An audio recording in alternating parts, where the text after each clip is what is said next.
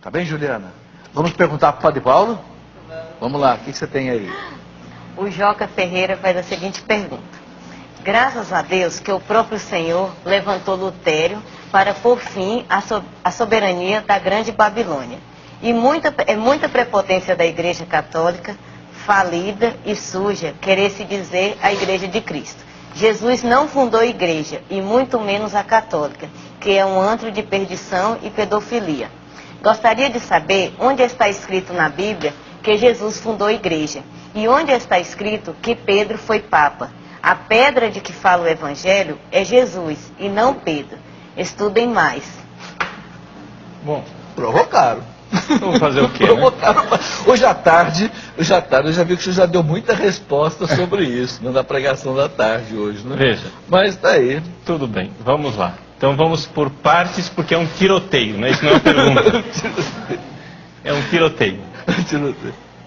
Então é fácil... Mas é importante explicar tudo isso, né, Padre Paulo? Porque muita gente, infelizmente, tem essa concepção errada, né? Então vale a pena o senhor desdobrar isso. Sim.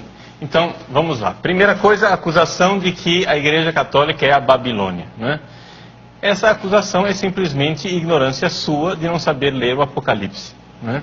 O Apocalipse fala de duas bestas. Uma é um poder político e outra um poder religioso. Ora, quando o Apocalipse foi escrito, foi no ano 100. Quem era o poder político e o poder religioso que estava matando cristãos? Era claramente o Império Romano e a religião de culto ao imperador. Porque era exatamente por isso que os cristãos estavam indo para as arenas dos leões para serem mortos. Porque se recusavam a entregar a Bíblia aos perseguidores, se recusavam a oferecer o culto ao imperador, etc. Então, foi aí então que surgiu o cristianismo. Agora, o senhor me explique como é que essa Bíblia que o senhor carrega debaixo do braço existe sem os bispos da Igreja Católica. Esse é o problema. Por quê? Porque esse pessoal protestante acha que a Bíblia caiu do céu de paraquedas com zíper e tudo, né? Eles acham...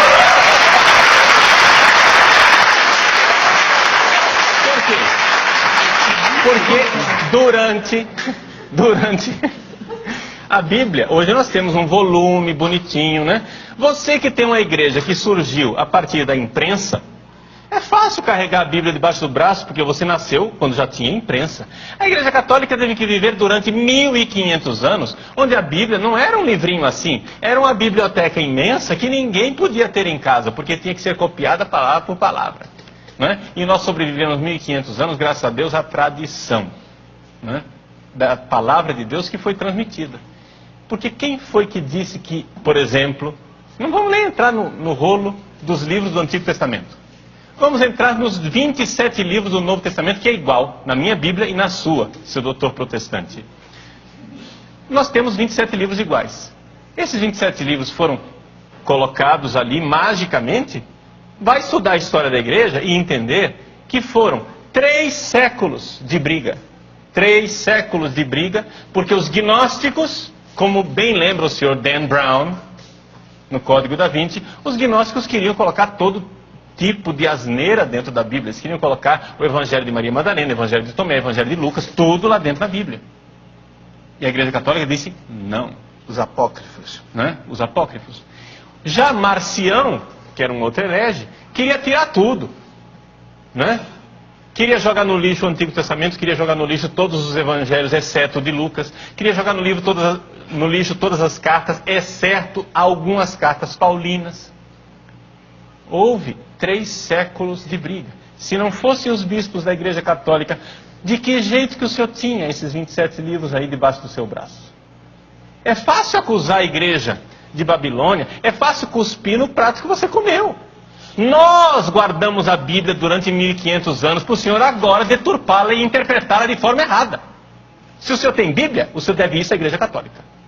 É isso. A esta igreja que o senhor diz que é um antro de perdição e de pedofilia. Agora saiba uma coisa, estatisticamente existem muito mais pastores acusados de pedofilia do que padres.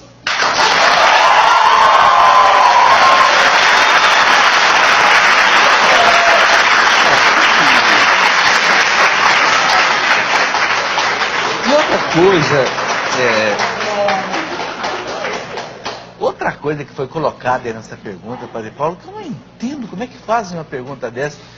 Onde está na Bíblia que Jesus fundou a igreja? Meu Deus, Mateus 16, 17, 18, sobre ti, Pedro, edificarei a minha igreja. A minha, um pronome pessoal.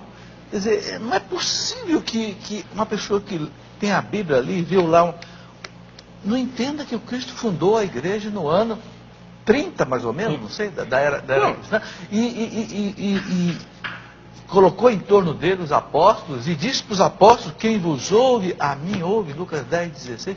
Como é que uma pessoa que lê tudo isso ainda tem dúvida que Jesus instituiu a igreja? E disse: as portas do inferno nunca prevalecerão contra ela. Mas o senhor sabe por quê, professor? Porque eles acham, protestante acha que o mundo, né, se resume à cabecinha dele. Então, eles acham que igreja é uma instituição. Ou seja, ele quer que a igreja, Jesus tenha fundado a igreja, que Jesus tenha ido lá no cartório e registrou o CNPJ da igreja, né? E pronto, agora tem igreja. Mas igreja não é isso, meu filho. A igreja, ela é muito mais invisível do que visível. Igreja é o corpo de Cristo. Igreja é aquilo que está lá no céu. Igreja são os santos, igreja são os anjos, as pessoas que já estão salvas. Igreja são as pessoas que estão no purgatório. Igreja são as pessoas que estão aqui na terra. Igreja é muito mais invisível do que visível. João Paulo II dizia que mais do que uma instituição é um mistério. É um mistério. Nós precisamos crer na igreja, porque se você não crer na igreja, você não terá a Bíblia. No meu site tem uma palestra. Eu convido o senhor a ir lá no meu site, padrepauloricardo.org. O senhor vai lá e procura uma palestra. Não há Bíblia sem igreja. Procure essa palestra e o senhor vai aprender bastante. Ok, Juliana, até aí, pergunta para o Padre Paulo. Padre Paulo, por que nossos irmãos protestantes insistem tanto em dizer que após o imperador Constantino, a igreja primitiva se corrompeu, tornando-se apóstata, sendo introduzida nela várias heresias, sendo que a igreja primitiva foi restaurada somente após a reforma protestante? Júnior César faz a pergunta. Veja, o que é que acontece com o protestantismo? Eu peço desculpas da minha falta de temperança na resposta passada, porque sabe que o sangue ferve, né? Mas o que é que, assim, respondendo de uma forma um pouco mais pacata, a dificuldade dos protestantes é a seguinte: é que eles nasceram numa época de crescente racionalismo, não é? Eles nasceram no século XVI, portanto, eles estão já numa nova visão de mundo, onde eles querem ter certezas das coisas. As coisas têm que ser meio que cartesianas, ideias claras e distintas. As coisas têm que ser bem objetivas. Então você pega o mundo de Calvino, por exemplo. O mundo de Calvino é um mundo muito simples.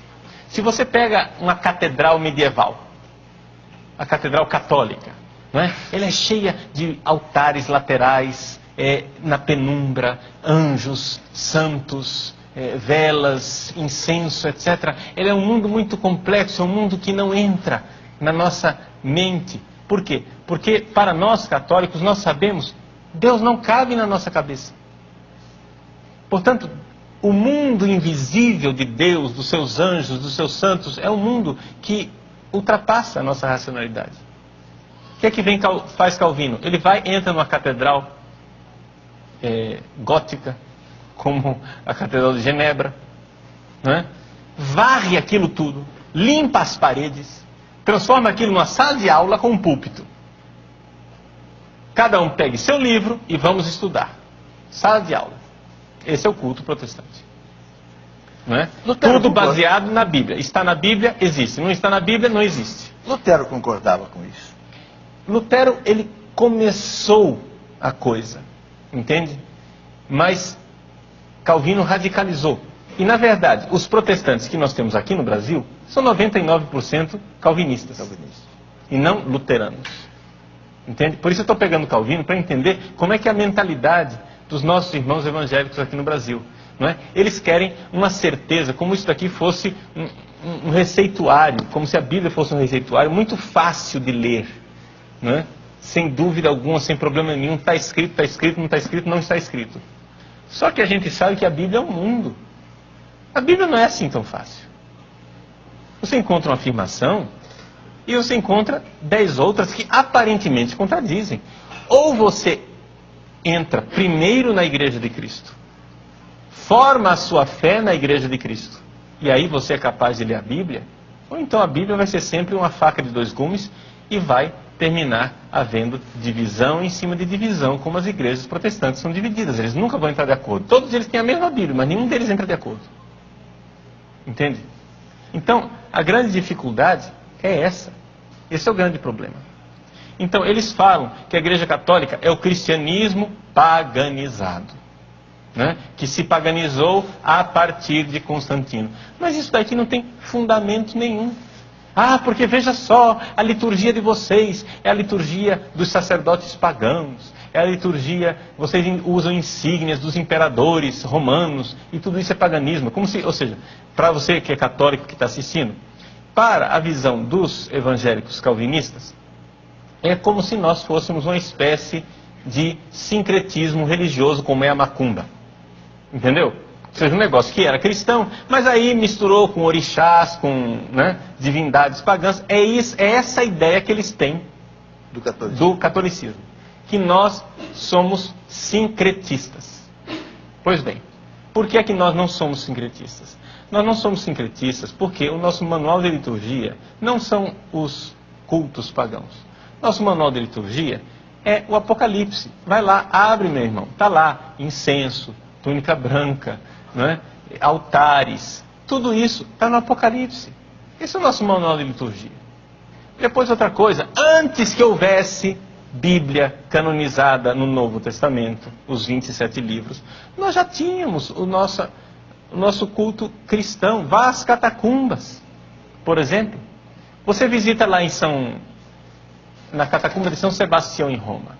Você vai nas catacumbas de São Sebastião, está lá. Tem grafites dos primeiríssimos cristãos escrevendo lá: Pedro e Paulo, reze por fulano. Quer dizer, a intercessão dos santos lá nas catacumbas. A igreja nasceu católica, minha gente. A missa celebrada em cima do túmulo dos mártires. A missa celebrada em cima da memória, que eles chamam memória dos mártires, né? O túmulo dos mártires. Né? E tudo isso não nasceu do nada. Né? Tudo isso foi uma lenta e gradual gestação orgânica da Igreja de Cristo, que foi aos poucos elaborando a sua liturgia e fazendo as coisas a partir daquilo que são os símbolos, sim, humanos, mas que estão na Bíblia. Que estão na Bíblia. Nós não precisamos que tudo esteja na Bíblia. Nós cremos na Igreja, que é santa, mas que tem membros pecadores. A Igreja Católica, ela é santa. E diria mais, para você entender a palavra santa, a Igreja é imaculada, sem nenhum pecado. Como? Esse bando de pedófilos aí dizer que a Igreja é sem pecado. Veja, quando eu peco, né? Eu me confesso. Os padres também se confessam. Não sei, se você é evangélico protestante está assistindo, você não sabe disso. Nós católicos não temos nenhuma ilusão de que os padres pecam. Aliás, o Papa também peca, o Papa também se confessa. Não é? E todos nós somos pecadores. Nós não estamos negando isso. Só que acontece o seguinte: quando eu peco, o que em mim peca não está em comunhão com a igreja. O negócio que nós cremos, nós católicos cremos, é que a fronteira da igreja passa dentro de nós. A fronteira da igreja não é que eu estou dentro da igreja e você aí está fora. Não! A fronteira da igreja passa dentro de mim. Existe ainda dentro de mim muita coisa que ainda não é igreja. Existe ainda dentro de mim muita coisa que não está convertida. Mas existe dentro de mim o meu coração e muita coisa dentro de mim que já é membro do corpo imaculado de nosso Senhor Jesus Cristo. É o joio e o trigo. Exato, o joio e o trigo que estão dentro de coração nós. de cada um de nós. Uhum.